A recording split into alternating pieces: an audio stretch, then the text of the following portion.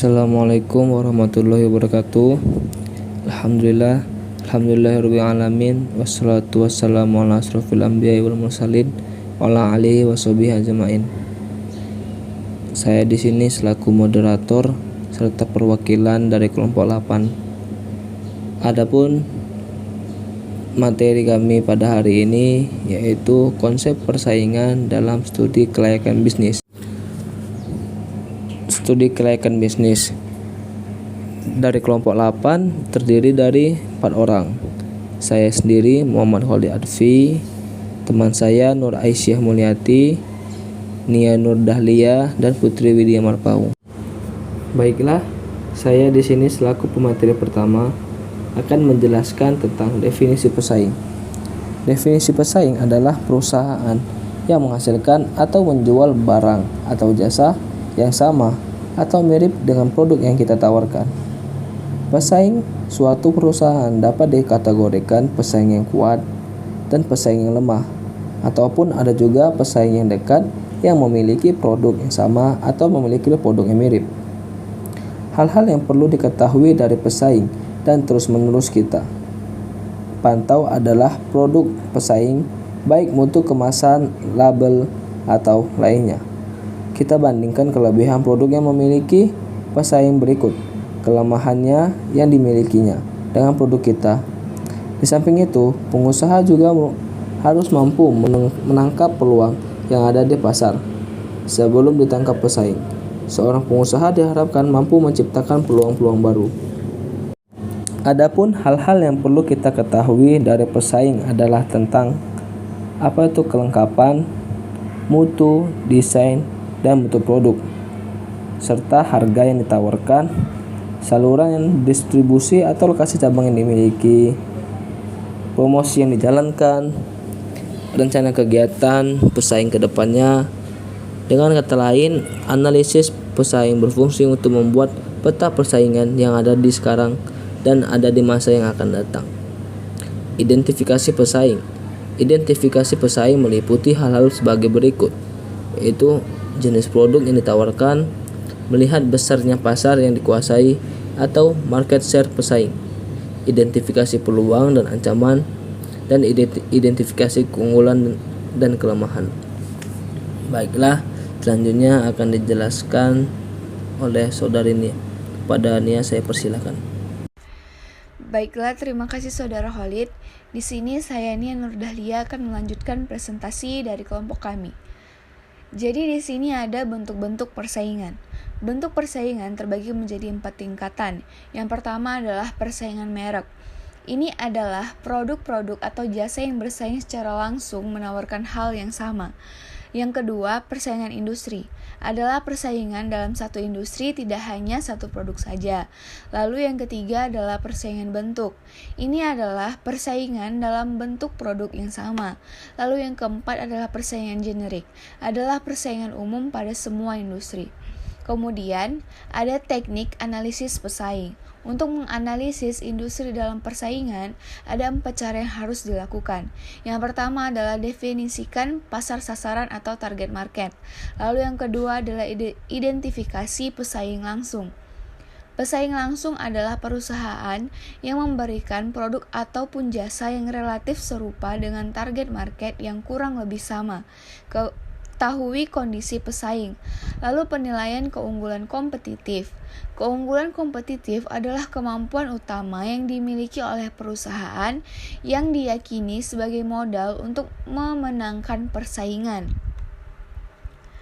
Kemudian, ada daya tarik persaingan dalam suatu industri. Porter 5 Forces adalah alat ukur yang dikenalkan oleh Michael Porter untuk melihat daya tarik pesaing dalam suatu industri. Ada beberapa hal yang harus dianalisa untuk melihat daya tarik pesaing, yaitu adalah persaingan dalam industri. Persaingan dalam industri meliputi banyaknya pesaing langsung dalam bisnis yang dijalankan. Kemudian, kekuatan tawar-menawar pelaku bisnis yang baru atau new entrants. Lalu yang ketiga adalah kekuatan tawar-menawar pembeli. Di sini adalah bagaimana pembeli mendapatkan informasi dan penawaran yang beragam dari berbagai produsen. Kemudian ada kekuatan tawar pemasok. Pemasok dalam hal ini adalah perusahaan yang memberikan bahan-bahan, orang, teknologi, dan lainnya yang menjadi bahan produksi. Kemudian ada kekuatan tawar produk pengganti. Produk pengganti adalah produk lain di luar produk sejenis yang mempunyai fungsi hampir sama dengan produk atau jasa perusahaan yang bisa saling menggantikan. Demikianlah yang dapat saya jelaskan, akan dilanjutkan oleh saudari Nur Aisyah. Dipersilahkan. Strategi bersaing. Misal Potter membagi strategi bersaing menjadi 3. Yang pertama, diferensiasi adalah strategi memberikan penawaran yang berbeda dibandingkan penawaran yang diberikan oleh kompetitor. Keunggulan biaya adalah strategi mengefisiensikan seluruh biaya produksi sehingga menghasilkan produk atau jasa yang bisa dijual lebih murah dibandingkan pesaing. Fokus adalah strategi mengarah target market khusus. Membangun keunggulan bersaing. Untuk bisa bertahan dalam bersaing, perusahaan harus mempunyai keunggulan bersaing dibandingkan dengan kompetitornya. Keunggulan bersaing akan menjadi senjata untuk menaklukkan pasar dan kompetisi. Untuk membangun keunggulan bersaing, perusahaan melakukan beberapa langkah. Yang pertama, mencari sumber-sumber keunggulan. Yang kedua, mencari keunggulan posisi dibanding dengan pesaing. Pesaing mengefisiensikan biaya produksi dan memberikan nilai tambah kepada konsumen. Menghasilkan performa yang prima dengan melihat kepuasan dan loyalitas pelanggan, pangsa pasar, dan juga kemampuan laba atau profitability dari produk ataupun jasa yang dihasilkan. Analisis kekuatan dan kelemahan pesaing. Hal-hal apa sajakah yang harus diperhatikan? Yang pertama, peluang, ancaman, kekuatan, kelemahan. Identifikasi kelemahan dan kekuatan dapat dilakukan melalui tahap-tahap sebagai berikut. Yang pertama, mencari dan mengumpulkan data-data tentang segala sesuatu yang berhubungan dengan sasaran, strategi, kinerja pesaing. Yang kedua, mencari kekuatan pesaing dalam hal keuangan, sumber daya manusia, teknologi, dan lobi pasar. Teknologi serta lobi pasar. Mengetahui market share yang dikuasai pesaing dalam tindakannya dan tindakan pesaing terhadap pelanggan. Mencari tahu kelemahan pesaing dalam hal keuangan, sumber daya manusia, teknologi, serta lobi pasar. Baik, selanjutnya yaitu pangsa pasar atau market share. Pangsa pasar atau market share adalah presentasi dari keseluruhan pasar untuk sebuah kategori produk atau jasa yang telah dipilih. Menurut Lubis 2004, strategi bersaing bergantung pada besar dan posisi masing-masing perusahaan dalam pasar. Perusahaan-perusahaan seperti ini biasanya mengembangkan strategi. Yang pertama, mengembangkan pasar keseluruhan. Yang kedua, melindungi bagian-bagian pasar yang telah dikuasai. Dan yang ketiga, meningkatkan bagian pasar. Selanjutnya, strategi market challenger. Perusahaan yang mempunyai urutan kedua atau lebih rendah dari di dalam pasar bisa disebut dengan runner-up atau penyusul. Beberapa strategi penyerahan yang bisa digunakan oleh market ini adalah yang pertama, menetapkan sasaran strategi lawan, yang kedua, memilih strategi penyerangan. Selanjutnya, strategi market follower. Strategi umum yang biasanya digunakan oleh market ini adalah mengikuti dari dekat, berusaha menyamai perusahaan pemimpin pasar pada sebanyak mungkin segmen pasar dan wilayah bauran pemasaran. Mengikuti dari jauh. Dalam strategi ini membuat beberapa diferensi namun tetap mengikuti market dalam hal pembauran pasar.